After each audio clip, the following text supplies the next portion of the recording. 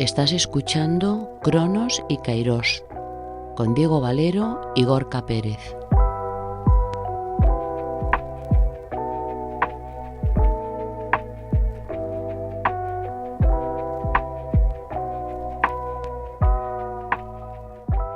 Hola, ¿qué tal? Muy buenas. Bienvenidos a un nuevo episodio de Cronos y Kairos. ¿Qué tal, Diego? ¿Cómo estás? Muy bien, Gorka, encantado una vez más de compartir este ratito contigo. Igualmente. Mira, quería hacerte una pregunta que yo creo que solo tiene dos respuestas posibles, que sí o no. ¿Tú te consideras una persona productiva? Sí. Yo creo que todos respondemos que sí. Yo también me considero una persona productiva, pero quería hablar contigo precisamente Sí. de eso. Todos somos productivos.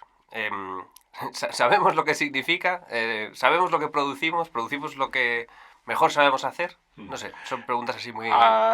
Yo creo, vamos a ver, esto es esa típica cosa que cuando le preguntas a la gente cómo va el país y todos te dicen que muy mal, y cuando les preguntas y a ti cómo va, te dicen todos Muy muy bien, bien. o mejor. Entonces, sí, o mejor Sí, que a los demás. Entonces, es poco compatible. Aquí hay mucho sesgo, de nuevo, en todo eso. Todos nos creemos, por lo general, productivos, pero es cierto que las métricas del país no dicen eso. España no es un país con una alta productividad, más bien todo lo contrario. Tenemos una baja productividad y es uno de los grandes problemas de nuestra economía, ¿no? La cuestión está efectivamente en cómo se mide oficialmente y cómo percibimos nosotros la productividad. Yo creo que cada uno de nosotros la percibe en base a entornos mucho más personales, cuánto me están pagando por lo que estoy haciendo, lo que estoy haciendo lo hago bien, etcétera, etcétera. Sin embargo, la productividad a nivel global se mide básicamente por producción, PIB, dividido por el número de horas trabajadas. Entonces, y cuando lo comparas con otros países, ajustado por el poder adquisitivo Sí. de cada uno de los países. Entonces, esas dos métricas no cuadran mucho, ¿eh? Sí, es un poco eso. Todos somos productivos, pero en conjunto no, Pero en no, conjunto no, no no lo somos. producimos lo que se Eso es, esperaría, ¿no? eso es. De Hay una nosotros. canción de Serrat que dice que me gusta todo de ti, pero tú no. Pues Pues, esto es algo pues sí, parecido. somos individualmente muy... Somos la Nos vemos leche, muy bien, pero pero en en grupo conjunto fallamos. no lo hacemos Yo, tan bien. yo quería hablar Sí, contigo de este tema de la sí, productividad porque ahora ya que hemos puesto un poco las bases sí. de lo que es, de cómo se mide, verdaderamente sabemos la importancia que esto tiene en el entorno económico, porque al final es una variable que condiciona pues el comportamiento Sí, de la economía de un país, por lo así tanto, de es. hacia dónde va el país. ¿Verdaderamente somos conscientes de que la productividad es algo que deberíamos cuidar? Porque además me parece una variable bastante sensible a muchos otros fenómenos, ¿no?, que Sí. están en el entorno. Yo creo que fuera de los economistas no. Es decir, los economistas en general sí hablan de la productividad como uno de los grandes factores de diferenciación de los países, y cómo la productividad puede impulsar el crecimiento de un país y el crecimiento además que luego pueda ser repartido más equitativamente. Pero sin embargo, en general, yo creo que los demás no lo sabemos. No está en el día a día de la gente, ¿no? Y realmente es una variable importantísima, importantísima, porque es la capacidad de hacer cosas que tenemos por hora, o por tiempo, digamos. Y eso, cosas que tengan valor. Tengan valor añadido. Porque nosotros, España tiene una estructura con muchos trabajos que lamentablemente tienen poco valor añadido. Y aunque los salarios son bajos, eso lo hemos hablado otras veces, en España en general los salarios son bajos, pero normalmente también es que los salarios están bastante correlacionados en general con la productividad. Claro, si tú no consigues producir en cualquier sentido, me refiero no solo tornillos o coches, sino producir servicios, producir bienes que tienen valor, si no consigues producirlos,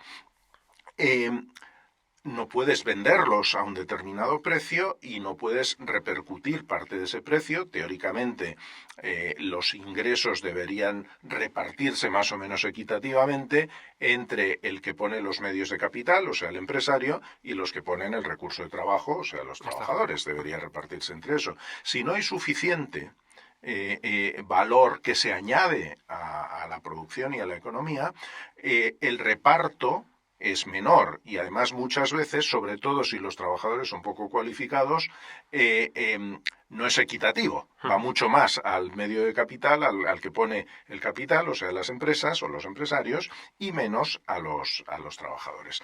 Entonces, lo que hace falta, lo que necesitamos claramente, es entender que tenemos que producir, pero tenemos que producir cosas que tienen valor para la sociedad, para la economía, para exportar, etcétera, etcétera. Y eso yo creo que no está en nuestro ADN todavía y por eso tenemos salarios bajos, por eso, aunque el PIB español ahora está creciendo y es de los que más crece en Europa, pero seguimos con grandes carencias en nuestra economía. Es una asignatura pendiente, yo creo, del país. Si la relacionamos con el mercado de trabajo, la podemos relacionar también con el paro. Claro. Pero es verdad que yo creo que además es muy interesante que lo expresemos así, que el hacer cosas de valor añadido también están relacionadas un poco hacia dónde queremos como país dirigir nuestra fuerza o laboral, nuestra capacidad. Tal. Claro. Yo creo que ahí, cuando se habla de esto de la asignatura pendiente de la productividad, que comparativamente con otros países estamos por debajo, también es verdad que tenemos una especie de cinturón, ¿no? Que nos impide si no se cambia. Porque probablemente competitivamente con otros países en servicios pues de turismo y de hostelería y demás estemos por encima, pero es verdad que está relacionado con ese retorno del que hablábamos antes y que quizá no sirve para que como país, como individuos, aunque nos percibamos productivos y que entregamos toda nuestra capacidad a esto, verdaderamente saquemos partido de ello. Yo creo que es una vara de medir de la economía que además siempre deberíamos tener pendiente, y no sé si se tiene lo suficiente, cuando se valoran otra serie de cosas. Ahora está, en España al menos, yo creo que a nivel un poco internacional también, muy en la conversación el tema de trabajar menos. Ojo, que trabajar menos impacta sobre la productividad. Claro. O puede impactar. Puede impactar. Claro. Sobre todo si no se planifica o si se realiza en sectores donde ya la capacidad de creación de capital es más baja. No sé si ahora este debate lo estamos enfocando bien o esta especie de cinturón que hablábamos antes también nos puede impedir verlo. Claro. Probablemente nos impida verlo. La sensación que tenemos ahora de que trabajemos menos, luego hay otras formas que no necesariamente son trabajar menos y que no impactan igual en la productividad, pero que sí impactan, como pueden ser las nuevas formas de trabajo, en especial el teletrabajo, ¿no? Que de eso podemos comentar. Pero con respecto al tema, teóricamente, mira, desde el punto de vista matemático, si producimos lo mismo trabajando unas horas menos, la productividad aumentaría, desde el punto de vista matemático, productividad global. Pero esto está lleno de trampas. Primero es trabajar menos, pero al mismo coste para la empresa y mismo salario para el trabajador. Entonces, ¿trabajar menos va a permitir mantener la misma producción o no? ¿En qué sectores esto se va a producir? Porque hay sectores, vamos a ver, si tú trabajas en un hotel, pues las Kellys, por ejemplo, que trabajan en un hotel, estoy seguro que pueden tener una sensación, la mayoría de ellas, de que tienen una altísima productividad, en el sentido de que cada vez hacen más habitaciones por hora, etcétera. Pero el problema está, ese tipo de trabajo, ¿qué valor añadido aporta a la economía en general, a la economía en concreto del hotel, a la economía en general? Los camareros que te ponen las cañas a una velocidad de vértigo, etcétera, sin duda no paran de trabajar y trabajan mucho y acaban reventados. Y además les pagan poco. Pero ¿cuál es el valor añadido que tiene todo eso? La cuestión está en que nuestra economía ha crecido mucho en productos de poco valor añadido o en servicios de poco valor añadido, que son básicamente el turismo, la construcción, que sabemos que va a rachas, y esos generan poco valor añadido. Entonces, al generar poco valor añadido, como digo, la productividad es baja. Insisto, aunque personalmente pensemos, y estoy seguro que es así, que la gente curra un montón, pero les pagan poco y añaden poco valor a la economía. Entonces, claro, si la economía crece con eso, crece con pies de barro, porque no somos punteros en nada. Nuestra economía está muy fragmentada, tenemos relativamente poca inversión en innovación. Los temas de innovación, desarrollo, de digitalización, en todo eso tenemos algunas empresas muy buenas, pero en líneas generales estamos carentes de esa I+D+I que llamamos, ¿no?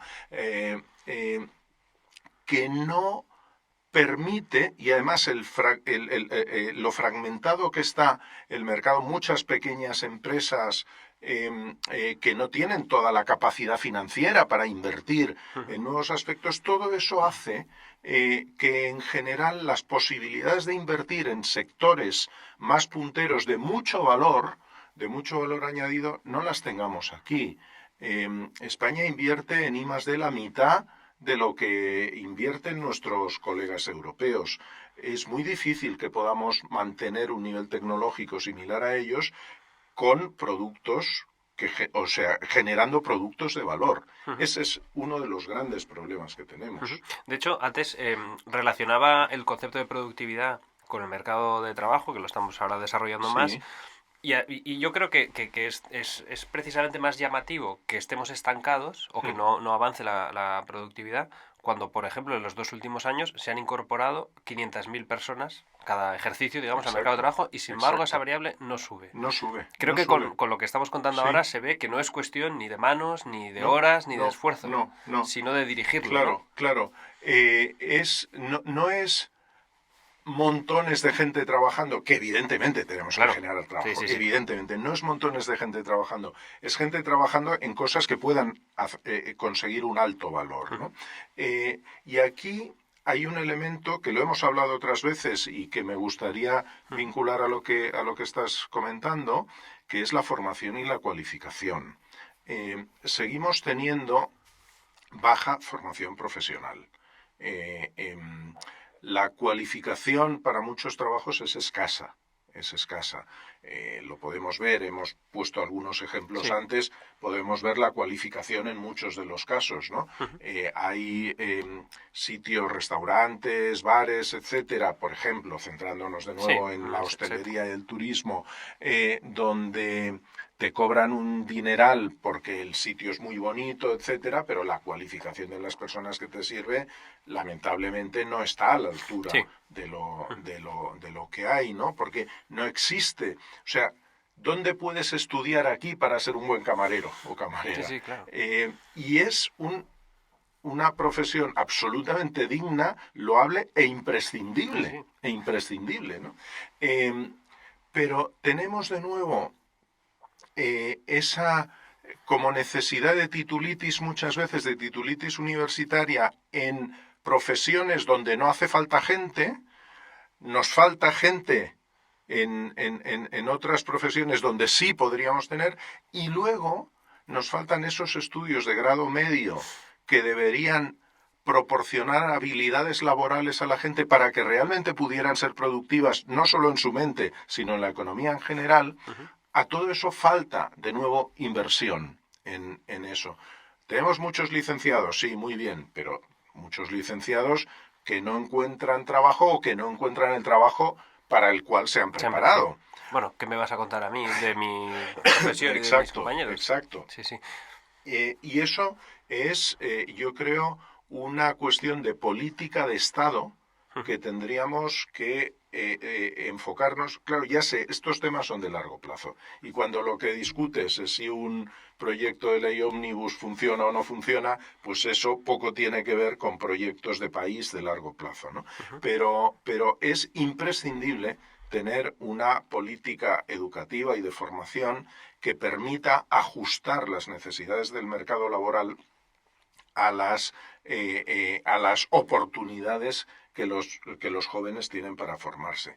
Estamos hablando de lo que va a ser la IA y todas estas cosas, y ¿cómo estamos preparando a los jóvenes para que puedan trabajar en ese mundo? ¿Qué hay preparado para eso? De hecho, no hay casi nada. yo que he escarbado bastante Sí. sobre el tema de la IA, sí que cuando he hablado con gente o cuando he intentado analizar hacia dónde nos puede llevar, ahí sí que me ha salido recurrentemente el tema de la productividad.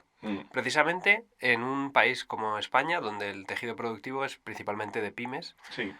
y donde esa ganancia de productividad le puede venir a partir de una mejora de una serie Por de supuesto. tareas que permite ahora la inteligencia artificial. Entonces, hablábamos antes de esa especie de diseño que tenemos ahora que no nos está llevando a mejorar las tasas comparativas de productividad, pero ahora sí que tenemos elementos como la inteligencia artificial, más allá de desarrollar planes de estudio y de formación, Sí. que eso sería interesante ya antes, ahora, Sí, y aunque no siempre, hubiera inteligencia siempre, artificial. siempre. Pero que nos puede llevar precisamente a eso. Yo lo veo en muchos aspectos como una oportunidad, más allá de un temor que también está Sí, por ahí sí, sobrevolando sí, sobre si esto claro, al final claro. puede acabar con determinadas tareas o no. Claro. Va a acabar con tareas, sin duda, sin duda. No con puestos de trabajo enteros. Yo creo que con tareas va a acabar. Pero va a generar muchas otras nuevas y va a generar un incremento de productividad si lo utilizamos bien. Mira, yo ayer, o antes de ayer, no recuerdo, hice en 5 minutos un informe utilizando la versión 0.1 de ChatGPT. Me lo hizo en 5 minutos un informe que yo hubiera tardado 2 o 3 horas. Y lo hizo bien, lo hizo bien. Hice también otro informe que incorporaba cálculos y en 5 minutos tenía ese informe hecho. O sea, si lo utilizas bien, incrementa tu productividad y a ti te permite, a lo mejor sí, trabajar menos. Claro. O a lo mejor trabajar en otras cosas o hacer otras cosas que en tu día a día no tienes tiempo. Por lo tanto, yo creo que la inteligencia artificial, con todos los miedos que todo el mundo tiene, pero creo que lo hemos comentado alguna vez, también cuando aparecieron las máquinas de vapor, los luditas quemaban las máquinas de vapor por lo que pudiera pasar, ¿no? Que les iba a quitar el puesto de trabajo. Y ahora no nos imaginamos seguir yendo a caballo, ¿no? Claro. Pues estas cosas es la evolución que tiene la sociedad o la que hemos querido que tenga, ¿no? Por lo tanto, nos va a ayudar en muchas cosas, en otras no, en otras nos va a perjudicar. Luego las cuestiones más distópicas de si un cerebro informático nos va a controlar a todos o no, o si HAL 9000, el de Odisea en el espacio, puede ser el nuevo gran hermano, pues eso yo ya no lo sé y prefiero ni pensar en ello, ¿no? Estaría bien dejarlo para las películas, aunque Sí. cada vez estamos más cerca de muchas También, de estas también, sí. escenas. Te comentaba lo de la productividad en las pymes a partir de la IA, porque precisamente es ahí, creo, donde ese gap que hablábamos antes de falta de digitalización, ostras, esta ola es demasiado golosa y aparte es que se pueden ver esos resultados rápidamente. Tú has puesto el ejemplo concreto de tu informe. Yo personalmente para mi trabajo lo utilizo para muchas otras cosas, para temas de traducción o para localización o para extracción de datos de un gráfico que igual no aparece en la tabla. Me refiero que tiene muchas aplicaciones, pero es que verdaderamente creo que ahora esa productividad extra que nos pueden dar, bueno, iba a decir las máquinas, que hablamos de las máquinas como si fueran robots que fueran a entrar por la puerta. Estos algoritmos, estas nuevas herramientas pueden ser fundamentales. Y no sé si comparativamente con otros países, España, pese a ser, digamos, el candidato más al que más le puede favorecer, estamos en esa línea o no. Y quizá la respuesta sea un poco como la primera pregunta que te he hecho. Individualmente la utilizamos, pero no sé si globalmente. Hay datos que yo creo que sí que advierten de que hay muchas empresas, depende también del tipo de sectores, en las que funcionan. Porque, por ejemplo, en el sector de servicios del que estamos hablando, ahí la inteligencia artificial pues puede servir para la gestión de la contabilidad, ¿no? De muchos negocios o tal. Pero bueno, lo veo como algo que precisamente como individuos puede ayudarnos a aportar, ¿no? Que es un poco lo que hablábamos al principio de los distintos puntos de vista. Claro. Yo creo que para ese enorme sector de pequeñas y medianas empresas que tenemos en España, esta es una enorme oportunidad a su vez. Es una enorme oportunidad. Porque además estamos viendo, bueno, acabamos de ver los chinos y su inteligencia artificial, estamos viendo cómo los costes empiezan a ser poco significativos, sobre todo en comparación con los resultados. Yo creo que lo que sí veo es no estrategias, sino iniciativas más o menos individuales. O sea, no, yo lo uso. O sea, si tú y yo lo acabamos de decir, hablamos con más gente, seguramente dirá, Sí. yo lo uso, vale, pero estratégicamente tu empresa lo usa, esa es la cuestión. Si estratégicamente tu empresa lo usa, a lo mejor ahí empiezas a tener un valor diferencial con respecto a otras empresas y se puede usar en muchísimos sitios a unos costes relativamente bajos para lo que es. Y eso podría ponernos en una situación de acelerar determinadas cuestiones. Mira, yo creo que en España hemos perdido algunos trenes.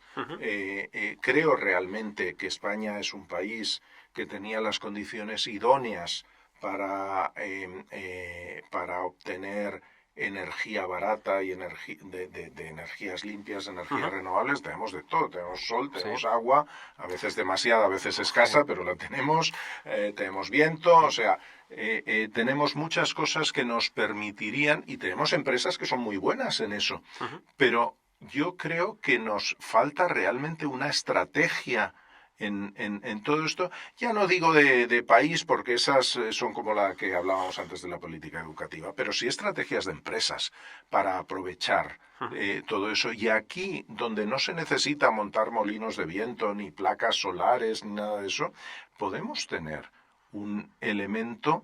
Y además me gustaría que los pequeños y medianos empresarios, que ya de por sí son, no sé si amantes del riesgo, pero no tienen más remedio que convivir con el riesgo permanente, que pensaran en esto como una gran oportunidad. Em, yo creo que ahora que hablamos mucho de productividad respecto a si podemos redirigir nuestros esfuerzos y tratar de conseguir una serie de objetivos que no conseguíamos antes, está todo alrededor también de conceptos que van, yo creo, alineados con el cambio el cambio individual con el que percibimos el entorno y también el entorno laboral.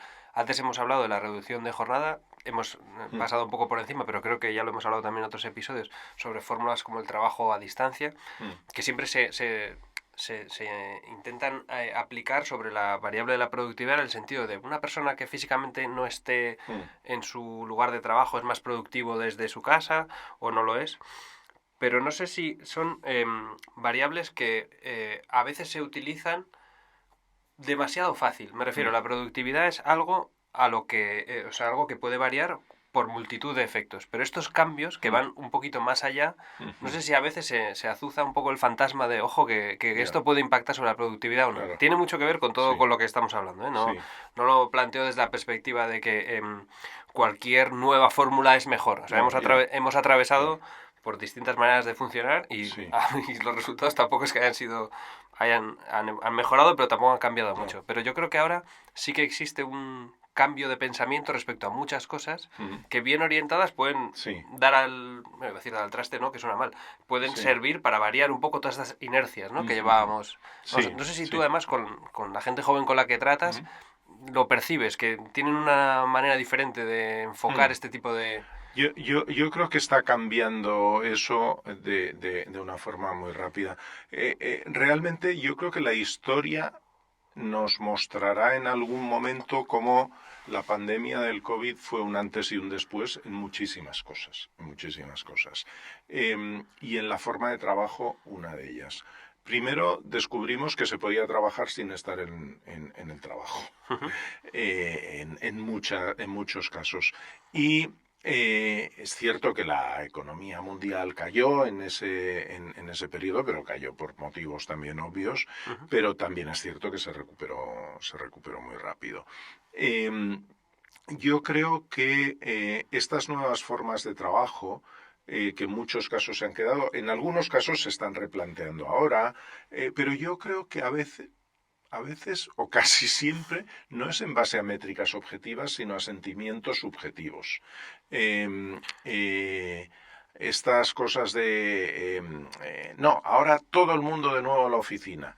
Bueno, vale, pero ¿realmente has medido si ha habido una caída de productividad o de producción con la gente trabajando en casa? Para todos, para algunos. Yo creo, Gorka, que aquí individualmente respondemos de forma distinta. Sí.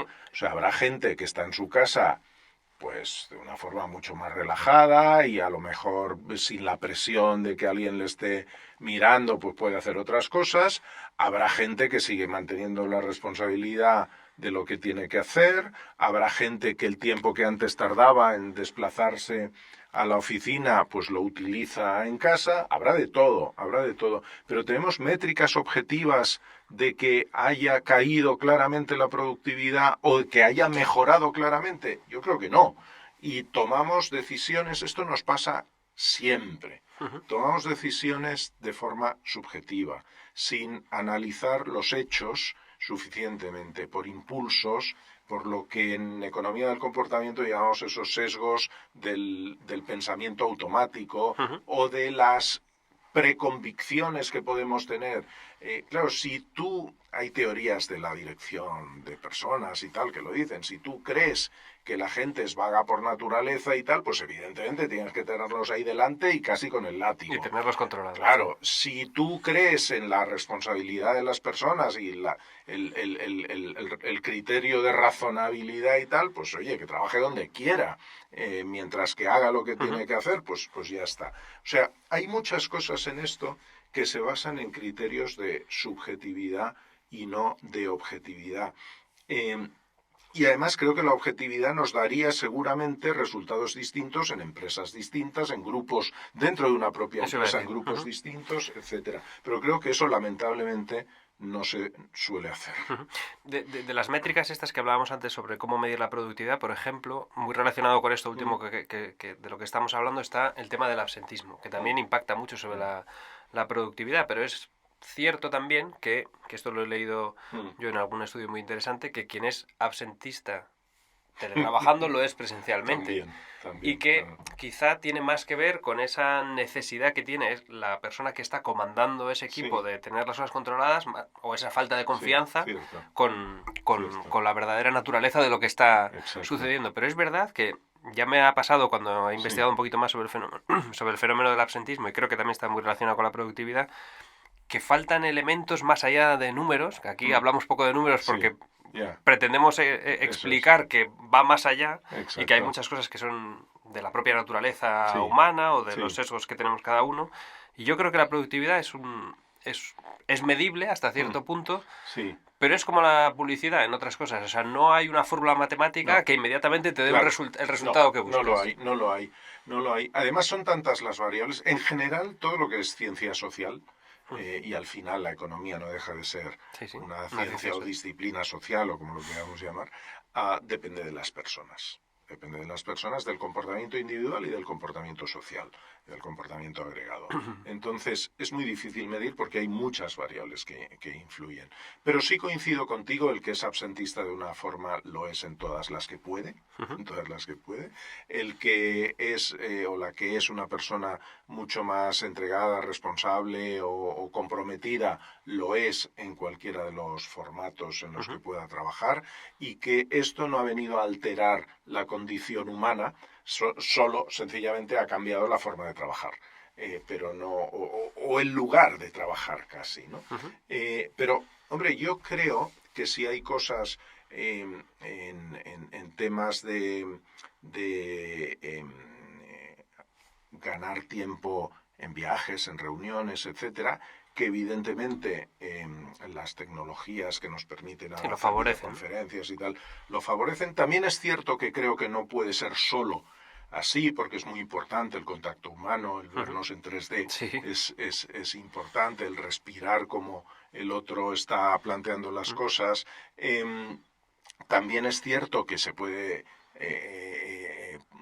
dar lugar a una mayor concentración, porque en el rato que estás hablando con otro, pues estás concentrado en lo que estás hablando. Cuando estás en vídeo tienes el WhatsApp por un lado, el Instagram por otro. Es más fácil perder pierdes el hilo, el foco con más facilidad. Bueno, son cosas que cambian, pero sí estoy de acuerdo que la naturaleza humana no cambia sustancialmente, cambia la forma de hacerlo, ¿no?